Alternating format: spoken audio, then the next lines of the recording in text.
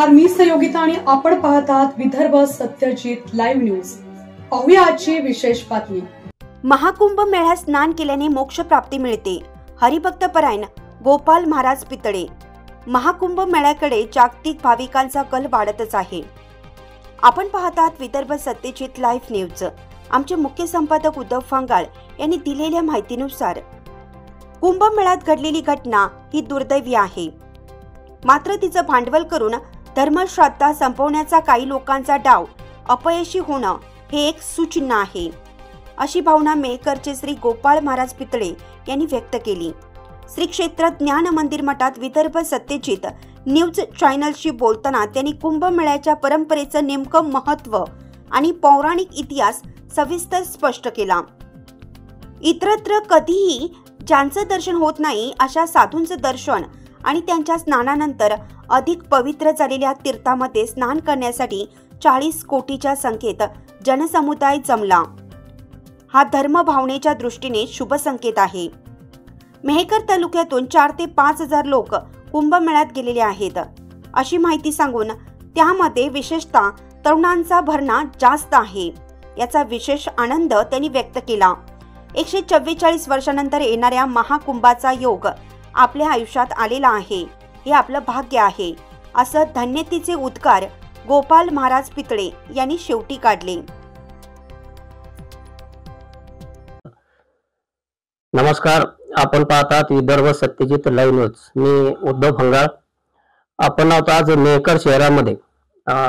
हबप गोपाल महाराज पितळे अतिशय जुने महाराज आहेत आणि त्यांच्या घराला एक जुना एक धार्मिक आध्यात्मिक इतिहास आहे। बाकीच्या गोष्टी आपण त्यांच्याकडून जाणून घेऊया।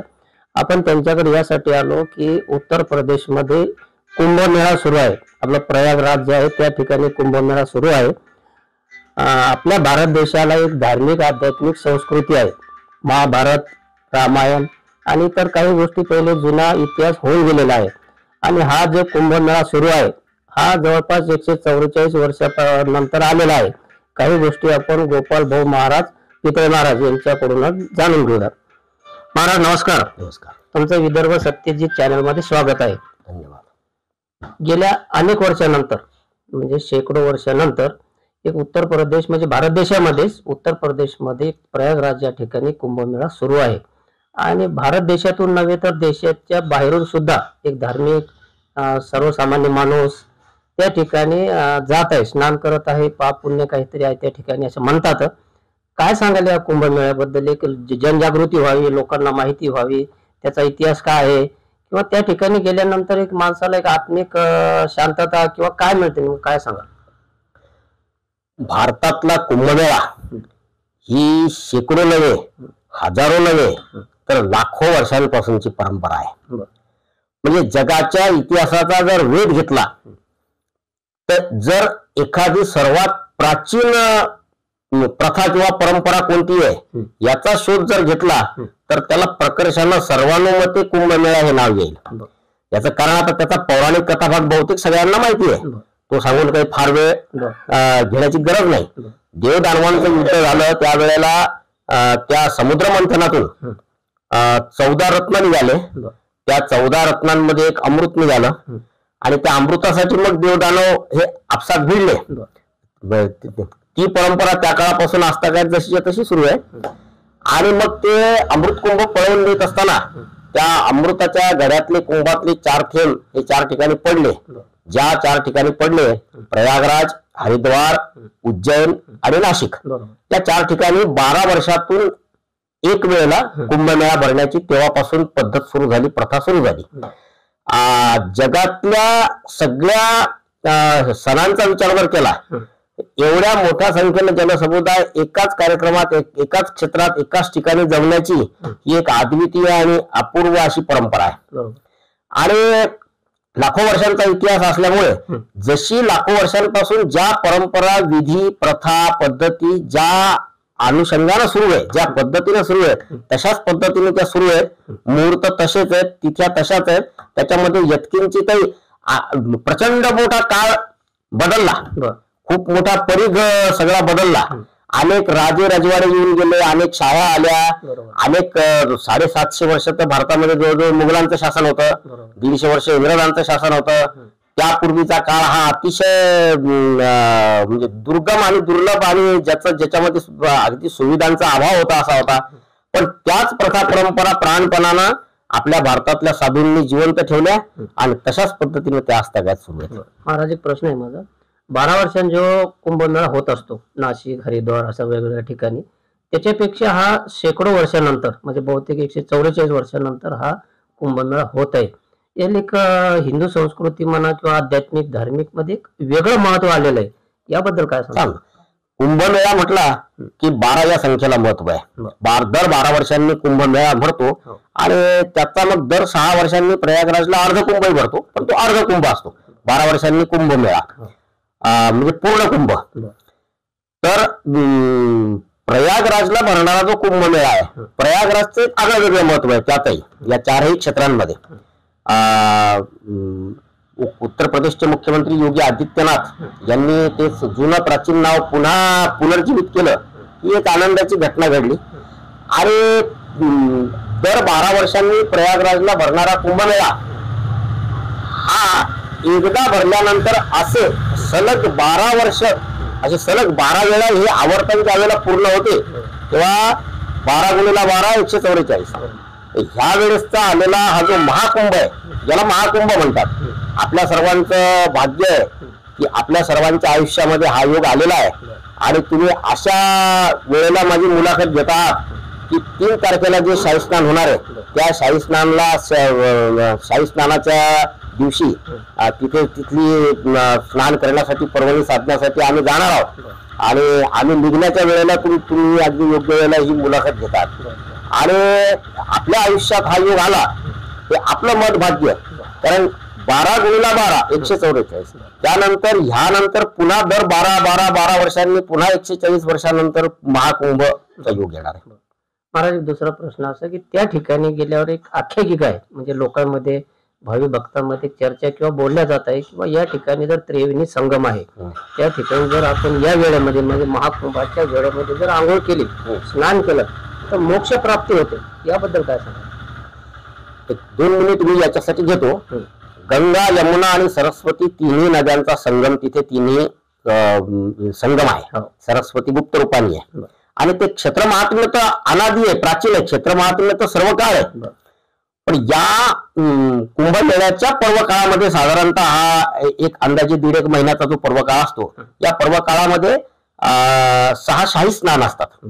आणि त्या शाही स्नानाच्या वेळेला जे इतर वेळेला वर्षभरात किंवा 12 वर्षात कुठेही जे दृष्टीपथाला येत नाही, नजरेला येत नाही, समाजात मिसळत नाहीत किंवा ज्यांच्यापर्यंत कोणी पोहोचू शकत नाही, असे हिमालयामध्ये, गिरीकंदरामध्ये, वनामध्ये साधना करणारे जे साधू महात्मे आहेत, ते या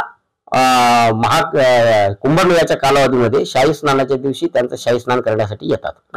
दुसरं महत्व असं आहे की गंगा, यमुना, सरस्वती ह्या पवित्र नद्या आहेत, त्या माता आहेत, हिंदू संस्कृतीचा त्या कणा आहेत.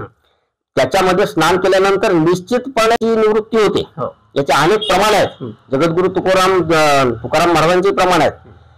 परंतु एक प्रमाण असं आहे की साधू महात्म्यांचं महत्व हे त्याच्यापेक्षाही काकणभर सरस आहे. कारण सकळ तीर्थे तया ठाया येती पुनीत व्हावया. म्हणजेच हजारो लाखो लोकांनी गंगेमध्ये स्नान केल्यानंतर, त्यांचे पाप विसर्जित केल्यानंतर गंगा जी मलिन होते, ती मलिन झालेली गंगा पुन्हा शुद्ध होण्यासाठी साधू संतांच्या चरणावर जाते. सकळ तीर्थे तया ठाया येती पुनीत व्हावया, असं एक वेगळं महत्व आहे. या ठिकाणी माता गंगा, त्रिवेणी संगम आणि साधू महात्मे यांचा समन्वय त्या ठिकाणी होतो. आणि साधू महात्म्यांचं शाही स्नान झाल्यानंतर जे त्या तीर्थाला अधिक तीर्थरूपता येते, त्या तीर्थरूपतेचा लाभ घेण्यासाठी आणि मग तुम्ही म्हणता तसं मोक्ष साधन आहे. म्हणजे पापांची निवृत्ती तर होतेच, परंतु डायरेक्ट मोक्ष मिळतो. अशा प्रकारची श्रद्धाभाव आपल्या हिंदू संस्कृतीमध्ये आहे. 144 वर्षानंतर हा योग आलेला आहे.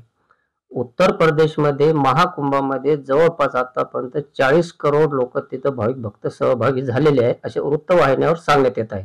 म्हणजे 50 करोड लोकांचा तिथं येतील, असं भाविक येतील असा एक उत्तर प्रदेश सरकारचा अंदाज आहे. मात्र त्या दृष्टीनं त्या ठिकाणी नियोजन पाहायला मिळालेलं नाही. कारण काल परवा तिथं एक चेंगराचेंगरी झाली आणि काही निष्पाप भक्तांचा त्या ठिकाणी जीव गेला. एक नियोजन असायला पाहिजे होतं. एवढे भाविक भक्त 144 वर्षानंतर जर एवढा योग येत आहे तर त्या सरकारला एक अंदाज पाहिजे होता की बाबा एवढे लोक जर आले तर एक नियोजन असायला पाहिजे होतं. पण नियोजन कितीही जरी केलं तर एवढा जर माप आला तर तिथं थोडाफार फरक पडणारच आहे. जे निष्पाप बळी गेले त्यांच्याबद्दल किंवा सरकारनं काय करायला पाहिजे किंवा मोदी साहेबांना त्या ठिकाणी लक्ष घालायला पाहिजे का, असं काय सांगा? अतिशय संवेदनशील विषय तुम्ही काढला. अत्यंत महत्वाचा विषय आहे. याच्यामध्ये भाष्य होणं गरजेचं आहे. कारण जगामध्ये अनेक ठिकाणी जनसमुदाय अनेक वेळेला एकत्र येतात, कुंभमेळ्यातही येतात. परंतु काही अपरिहार्य घटना नाईलाजाने घडत असतात. परंतु दुर्दैवानं झालेल्या घटनेचा प्रत्येक वेळेला प्रशासनाला दोष देणं हे माझ्या मते तरी माझ्या मनाला पटणार नाही. एक त्याचं कारण मी सांगतो. त्याचं कारण असं की आता आम्ही तर उद्या चाललोय, पण यापूर्वी जे काही लोक जाऊन आले किंवा जे तिथे आहेत त्यांच्याशी फोनवर जे बोलणं झालं, तर माझ्या माहितीप्रमाणे जी लोकांनी मला आतापर्यंत तिथून माहिती दिली, तिथे प्रत्यक्ष गेलेल्या लोकांनी, तर आतापर्यंत कधीही कुठेही प्रशासनाने असं नियोजन केलेलं नाही. अशा पद्धतीचं अगदी साचेबंद, काटेकोर आणि अगदी काळजीपूर्वक अशा प्रकारचं नियोजन तिथे केलं गेलं. आता परिस्थिती प्रश्न असा आहे की एक सुचिन्ह, याला जोडून एक मुद्दा मांडतो मी, की एक सुचिन्ह असं आहे, 40 करोड लोकांच्या संख्येच्या वर लोकांनी कुंभमेळ्यामध्ये स्नान घेऊन तिथे जाऊन स्नान केलं आणि कुंभमेळ्यामध्ये सहभाग घेतला, हे एक सूचिन्ह आहे. मधला एक काळ, साधारणतः काही वर्षांपूर्वीचा काळ असा आला होता की साधारणतः तरुणांना धर्मापासून तोडण्याचं एक षडयंत्र काही लोकांनी जाणीवपूर्वक सुरू केलं होतं. परंतु लोकांनी त्यांचा विचार बाजूला फेकला, परंतु धर्माला बाजूला फेकलं नाही, हे एक सूचिन्ह आहे. आज एवढ्या प्रचंड मोठ्या संख्येनं धर्मभावनेने, श्रद्धा भावनेने लोक तिथे जमले. आता संत बाळाभाऊ महाराजांचा प्रणवावतार महोत्सव झाला. त्या निमित्ताने जवळजवळ 5000 पत्रिका मेकर तालुक्यात असतात, त्या निमित्ताने भेटीगाठी झाल्या. माझं व्यक्तिगत मला असं जाणवलं की साधारणतः आपल्या मेकर तालुक्यातून सध्याच्या परिस्थितीमध्ये 4000 ते 5000 भाविक हे कुंभमेळ्याला गेलेले आहेत आणि त्यातले 2 ते 3000 तरुण आहेत. आता ही चेंगराचेंगरीची घटना जी झाली, घटना कोणतीही घटना दुर्दैवीच असते. ती घटना टाळण्यासाठी जेवढ्या उपाययोजना करण्याची गरज आहे तेवढ्या केल्याच गेल्या पाहिजे. परंतु मी स्पेसिफिकली या एका घटनेबद्दल बोलताना जेवढं वर्णन मी ऐकलं, उत्तर प्रदेशचे मुख्यमंत्री योगी आदित्यनाथ, मी म्हणजे राजकीय भूमिकेतून किंवा पक्षीय अभिनिवेशातून हे मत मी मांडत नाही.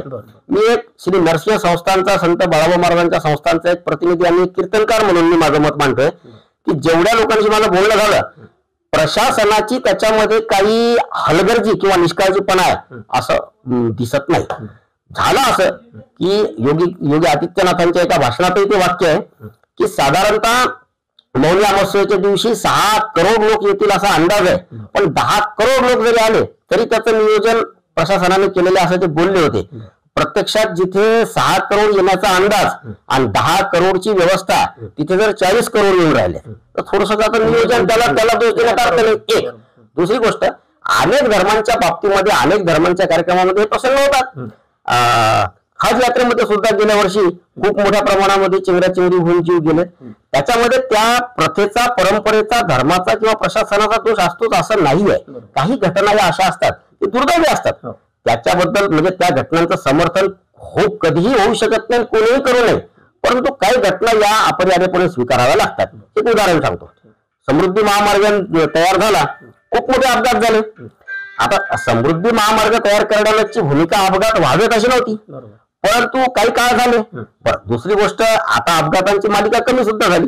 पण मला त्याला जोडून हे बोलायचं की समृद्धी महामार्गाच्या तयार होण्याच्या आधी जे खड्ड्यांचे रस्ते होते, त्या रस्त्यावर अपघात होत नव्हते का? तेवढेच जीव जात होते, तेवढेच अपघात होत होते. म्हणजे दुर्दैवी घडणारी घटना जी आहे, या घटना समाजामध्ये घडत असतात, पण त्याला जोडून काही स्वतःला पुरोगामी म्हणवणारे लोक, ज्याला खऱ्या अर्थानं पुरोभ्रमी म्हणता येईल, असे लोक फक्त हिंदुत्वेषाचा धर्मद्वेषाचा अजेंडा चालवणारे लोक, तेवढीच एक फक्त अशी ज्याला आपण म्हणतो की ते धरून त्याचा जो बॅड प्रोपगंडा चालवतात, ही दुर्दैवी घटना आहे. ती घटना इथून पुढे भविष्यात होऊ नये याच्यासाठी सर्वांनी काळजी घेणं नितांत गरजेचं आहे.